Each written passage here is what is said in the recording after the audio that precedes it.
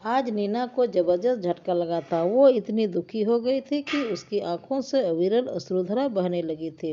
तभी रजत ऑफिस से घर लौटे थे। बिना उसकी ओर देखे अपनी धुन में बोले, आज बहुत थक गया हूँ, जरा मस्त कड़क अदरक वाली चाय तो पिलाओ।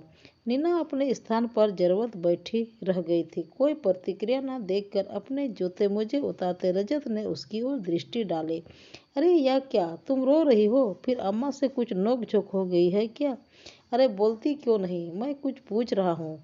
मैं तुम दोनों की किचकिच से परेशान हो गया हूँ। आज अम्मा से आरिया पार करना ही होगा। बहुत समझा चुका पर वो तो कुछ समझने को तैयार ही नहीं होती है।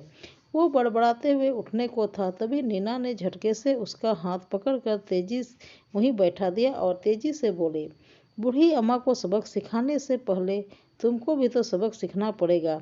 इतनी बड़ी कंपनी के सीईओ हो पर व्यवहारिक अकल की तो बहुत कमी है।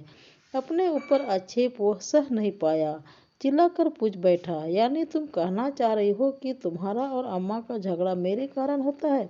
नहीं जी, आप जो अम्मा को बराबर चुप रहने को बोलते रहते हो, वो उनको कितना बुरा लगता होगा और उसका असर अपने सोनू पर भी पड़ता है।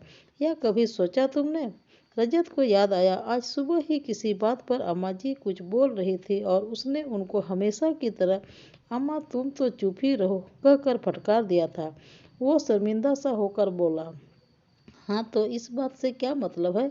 मतलब है, आज मैं सोनू को किसी बात के लिए रोकने टोकने लगी थी।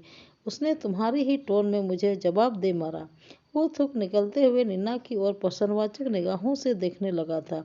नीना ने डबडबाई आंखों से उसे घूरते हुए कहा था, आज उसने मुझे बोल दिया। मम्मी अब तुम तो चुप ही रहा करो।